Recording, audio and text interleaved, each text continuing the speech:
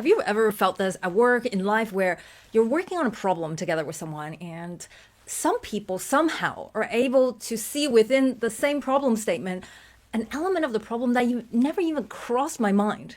We're looking at the same problem, but depending on the tools we use to think through it, the problem looks easy for some people and looks difficult to others. And consistently, great thinkers use these three system thinking tools. So I thought, we're a group of people who always need to work on big, hairy, complex problems. Let's look at what those tools are and also what the tools they don't use because they use system thinking tools.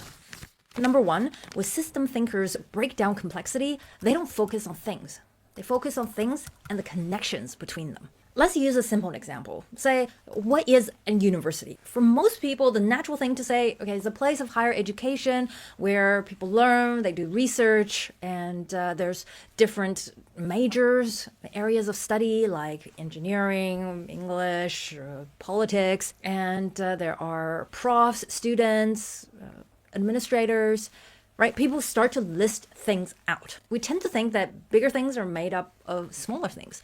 And our dictionaries actually define things this way as well. But this is why we don't have the right tools to break down complexity. But with system thinking, it's about breaking the world down into things and then see the connections between them. Both are important. All of a sudden, if you look at the world through that lens, you realize, okay, things are getting a little clearer, right? With the university, it's a network of knowledge flow between professors, researchers, students, general society.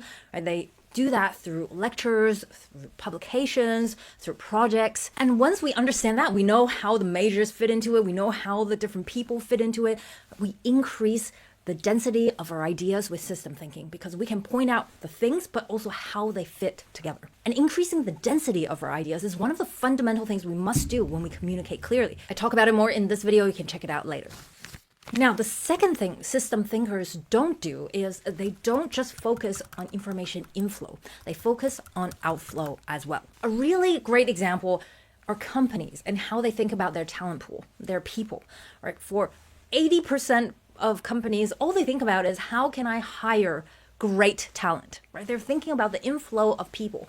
How can I get the best people into my company? But if you're a system thinker, you'll realize, okay, it's not just about finding great people, but how do you keep them? How can you make sure they don't leave? How can you make sure that you don't fire them? Or let's use a personal example, self-improvement. Right? We're all here because we want to get better. We want to reach our potential. But so many of us are thinking about, what can I learn more? Which podcast can I listen to next? Which book should I read next? And we're thinking about how can I gain more? How can I hoard more? Well, what if we flipped it and said, okay, I already have a lot. Where does that knowledge go? How should I apply it?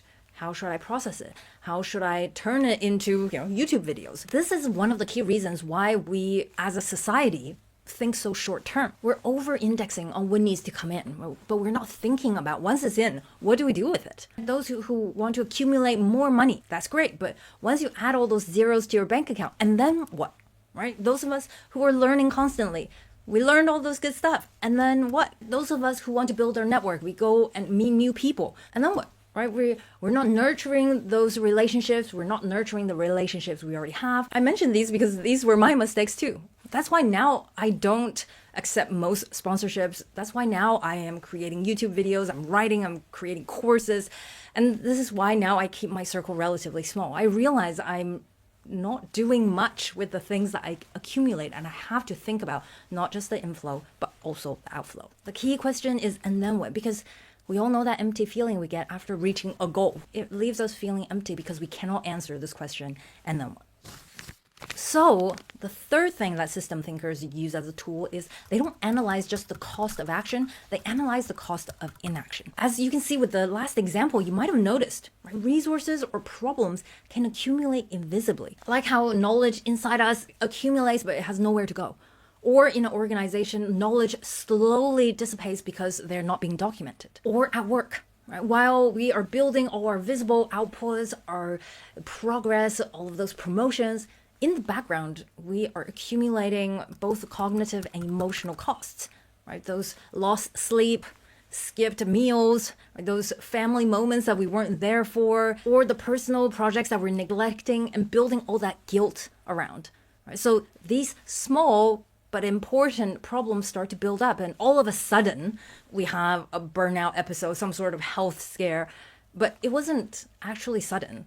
it really accumulated over time, invisibly a lot of the times. And what systems thinkers know is that that invisible accumulation eventually becomes visible when it crosses a critical threshold. So system thinkers look at trends over time instead of just one snapshot at a time. Because by looking at the trend, you can see where you're going. If you're going towards a threshold, that means reaching your goal, or you're going towards a threshold where it means that you're reaching your limit, and how quickly you're doing that. Knowing that will make the cost of both action and inaction clear. There are, of course, a lot more mental models and tools that come from system thinking. You can check them out here, and I'll see you in the next video. Bye.